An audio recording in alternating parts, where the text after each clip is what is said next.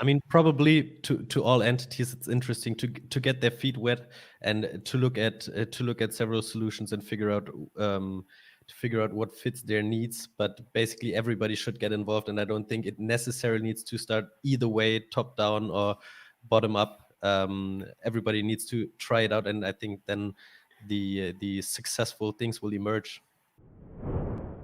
Tokenization and blockchain are two of the hot buzzwords at the minute in the sports industry. So to get us up to speed, we're going to talk to two people from an amazing company working in those spaces that have put together a playbook.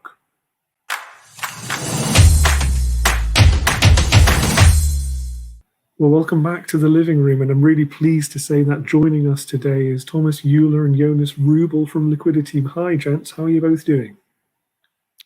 Super well. Hi. Good. Yeah, thank you so much for taking part and joining us. I know that some people who are maybe eagle-eyed viewers at Living Room will have seen the blockchain and Bitcoin and everything to do with that explaining that we've done, deciphering some of the key terms. So please do make sure you check out that video. But we're really happy to chat a little bit more today about what you're doing with the company here and that playbook that you developed. So Jonas, probably best to start with you. Can you maybe tell us a little bit more about Liquiditeam and what you're doing in this industry? Well, I think the website says fan engagement and crowdsourcing solutions for sports.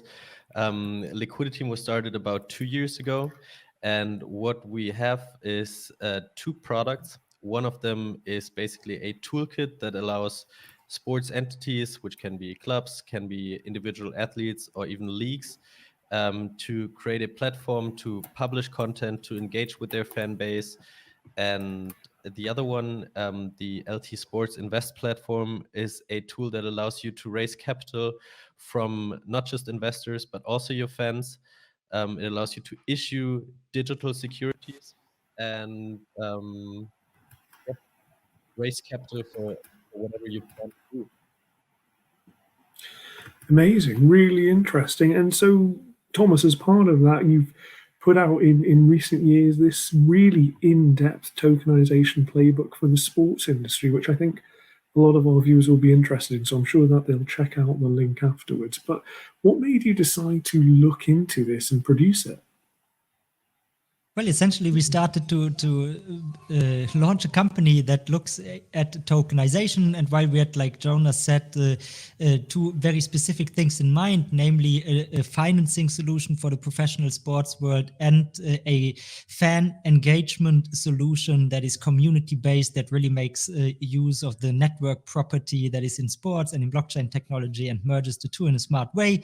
It was, of course, also in our natural interest to look at the broader space and see what opportunities lie there. And since by default I'm a writer, Jonas also somebody who likes writing, we just thought, well, let's turn it into a useful resource, because of course this space is nowhere near where it's going to be in a couple of years from now, or even 5-10 years from now. So we anticipate there is a lot of development, and we just thought it makes a lot of sense to educate people about what is happening around tokenization and blockchain, and especially how it can be utilized in the sports world. What are the use cases? Because we are just at this point in time where we need to stop talking about technology and start talking about solutions and use cases. And that is the key driver behind the playbook.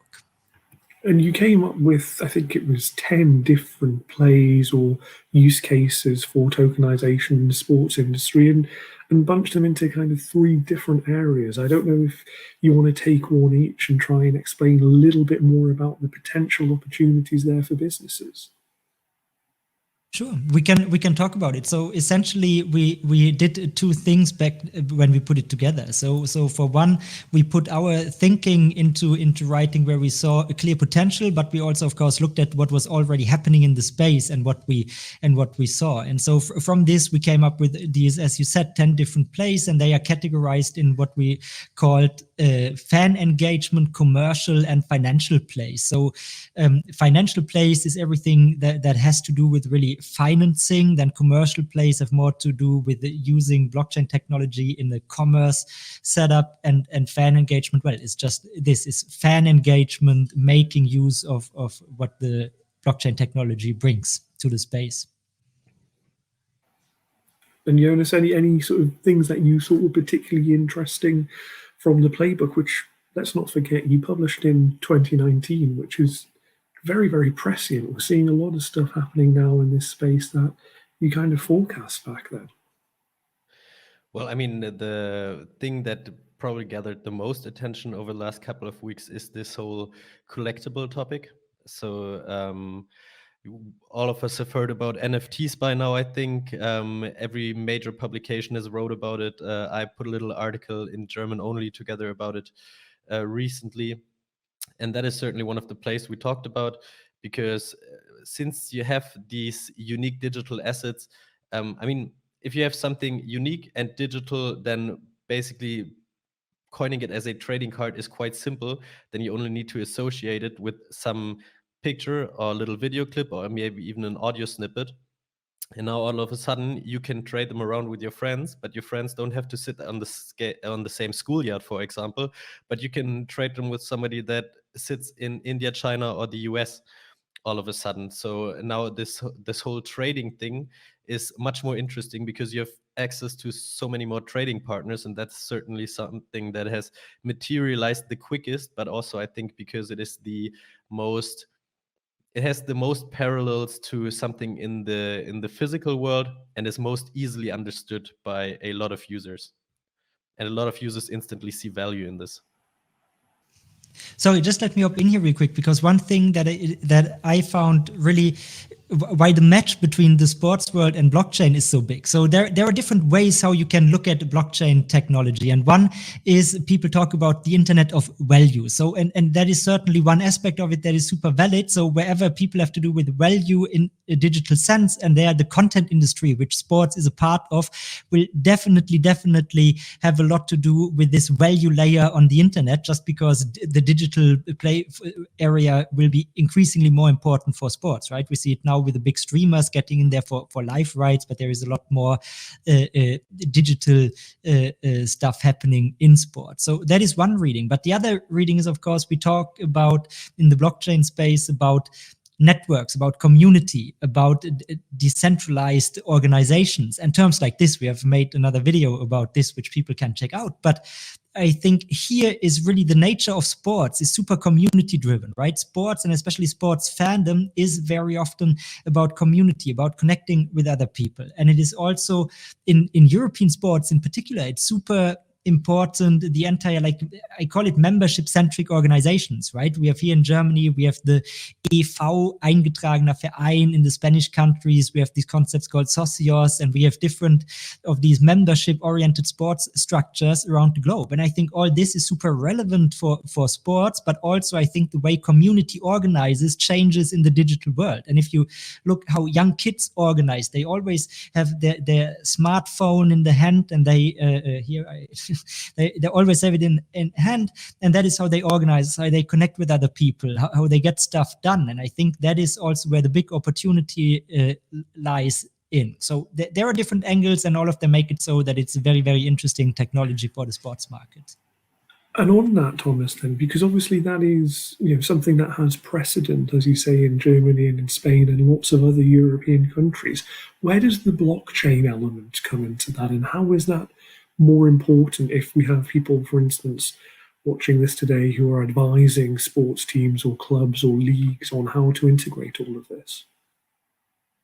Sure. I mean, one play, for instance, probably you know it even better because I didn't read the playbook for quite some time, but there is one play that we classified as governance, decentralized governance or something in the sports world. And here, that is, for instance, one of the plays that is also related to what we do at Liquiditeam, though not exclusively. But the idea here is to use so what can you do with blockchain technology, for instance? So we see a lot of votings happening in social media, for instance, right? So you can do you ask a question to your community on Twitter, and you have this little poll, and people will vote. But these are also, it's very, very easy to manipulate them, right? So that is why a lot of the digital voting community, yes, that is a thing that exists. People who really care about elections and how can they make digital, look at blockchain and think it is quite promising. Now, that is for if you elect the head of a state, then probably there is still some stuff to overcome. But if you want to, for instance, say what a membership council, when they have some voting rights, then blockchain as a technology allows you on a very simple level to do these in a safe, tamper-proof way, these elections, right? And now, of course, you can think about what is the use case for this in sports, and can you do stuff in fan activation where suddenly you can give your fans more of a say, but it's also not as easy to manipulate, right? It's easier in such a circumstance. Say you are Club A and you have this feud with Club B, and you put a voting on Twitter where anything useful should be decided, and now all the fans from Club B manipulate the voting and so on. And all that is just one of these elements. And I mean, maybe to add to this, so what blockchain is basically an open standard, an open protocol that can be used to communicate, right? And so what the internet is basically also, it's a protocol that's a set of rules to communicate information. And now all of a sudden you have another protocol that allows you to transfer value. And why is this interoperability that such an open standard allows in the sports world so interesting? Well, it's a super interconnected web of players. So you have the athlete that is usually, if you look at team sports, part of a club. Then you have that club that is part of a league. Then there's usually sponsors on the club side and on the league side. Then you usually have Media. have some sort of international, like the UEFA, that is basically the council of all the European soccer associations. And so, like, if you have a standard that allows you to transfer value and that is highly interoperable and that is an open standard, then this construct of interconnected players, it makes a lot of sense that they utilize something like this to transfer what value is to them. Just if you want to get the less technological point of view on all this, then think that blockchain is the perfect technology in ecosystems with different players, and especially when these players are in what you would probably call co-opetition, right? Sometimes you are in competition, like football teams on the pitch, but sometimes, and sometimes you want to cooperate as well, right? Like, for instance, the top tier teams when it comes to Champions League money distribution, right? So sometimes you are fighting, sometimes not. And then the notion that blockchain helps to organize consensus, but also helps to automate a lot of these things just because it's digital technology, makes it so that in these ecosystems, you can build interesting use cases, right?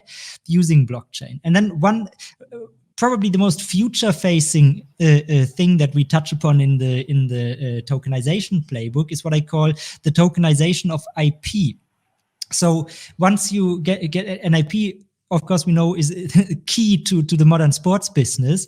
And it's also one thing that becomes increasingly, there interesting discussions happen, right? We have like Zlatan attacking EA, and you have in the US, you have the name, image, likeness debate around college sports and the NCAA, and many of these debates around the globe. And I think here, and then on the other hand side, you have media consumption that is increasingly digital, that is increasingly bite-sized, that is increasingly on many different platforms.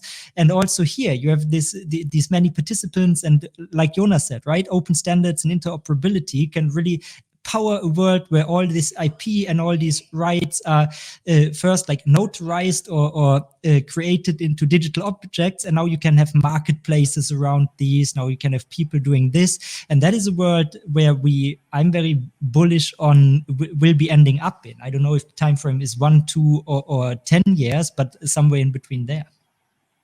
So it's very clear that people need to get on this train before it leaves. But for those people who are watching this now, maybe thinking, how practically do I do this? Is it a bottom-up thing where a team has to do this, or a company that is working with a specific team? Or is it, as Jonas kind of said, all of these different levels so you can have a top-down version with a UEFA or someone like that? What's the best solution for this? I think here comes, so the entire purpose, like I said in the beginning, when we created the playbook, was to really make clear that there are different plays and options. And I don't think you can say, here's my blockchain or tokenization strategy that is one thing. And there is not one option, but you really have to, like usually with the technology, right? You have to a bit understand what is going on and how can you use it. And then it's very different. So what we, for instance, do at Liquiditeam, we built this platform, this tokenized fan community that we give to clubs, but also to athletes, so they can build their own platform for their fans and then build on top of these cool experiences and, of course, also a business model. So that is a play. Who would do this? Well, in the clubs, it's something that CDO, chief digital officers, marketing executives can do, and that is a play for them, and it is pretty much something that is applicable because it's in the end, it's about content and fan relations, and everybody in sports needs this, right? Clubs need it, athletes need it, even leagues and governing bodies maybe want it and need it. So that is one option, but of course IP rights is very different. And if you talk about ticketing, which can also be solved with, or blockchain can bring some interesting possibilities, like controlling the secondary market and for instance earning money on every resell of a ticket as the original seller of a ticket. So these are all very nuanced, very different, and there is not the one size fits all answer, sadly. Mm.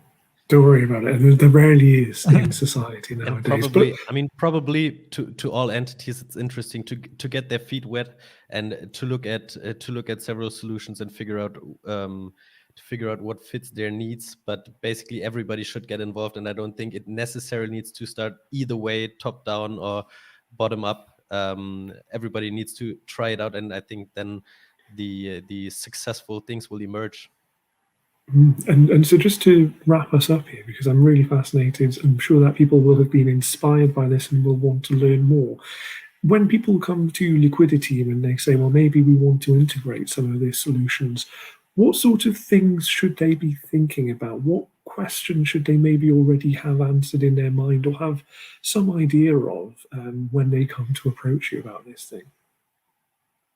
First, I think we have two verticals, right? One is a financing solution. So here it's a pretty, straightforward potentially. Like, do you want to raise capital? How much capital do you want to raise for what end? And then we can talk about this. And then it's more of a legal technical process that is fairly simple. And then when we talk about LT fan platform, so the community I was just talking about before. So here, what you really should ideally have thought about is, so what is my digital business model of the future, and what do I want to do? Because what we build is a toolkit, right? And we can you can use our toolkit to build stuff like, for instance, a digital membership program, right? So a subscription business, but membership, I think, is a very good term to package it in the context of sports. The second thing that you can build, of course, is just your premium content platform that you bring to your fans. And then we of course focus a lot on interactions, where you allow everything from co-creation to real giving some kind of decision authority to your fan base tools, right? Like crowd ideation tools, fan proposals, and voting tools. All this is also part of our platform. So the more you think about how you want to engage and interact with your fan base in the digital world, the more likely you are that we have a great solution for you. Jonas. And maybe to add to this, so I think one trend that is pretty clear is that especially the young audiences are used to a very high level of interaction with their favorite creators. So you see that on Twitch, esports is not only so successful because it's very accessible, but also because they have build a culture where you get to interact with your favorite streamers, with your favorite players, because they simply go live on Twitch, and if you send them a super chat message, they will read it out to you, and they're very approachable. So I think a sports entity needs to figure out, hey, what level of interaction can we offer, and how can we facilitate it? Because I think it will be increasingly more important to become successful. And I mean, people, the younger generations, they will grow up, and they will keep that demand for interaction. And so you should really think about, hey, can we find models where we make our players more accessible, and maybe also put the player more in the focus than the organization, because usually people identify more with people than with abstract organizations, companies, clubs. Some fantastic advice there for us, and some real food for thought. Thomas and Jonas, thank you so much for joining us today. Hey, thank you so much for having us. Thank you. And for those of you who are watching, I'm sure you'll want to learn more. So make sure to check out Liquiditeam after the fact. And also, if you have any suggestions for people that we should be talking to here in the living room, you know that we love to hear that. So please do get in touch with us as well. Looking forward to seeing you next time with our brilliant guests in the living room.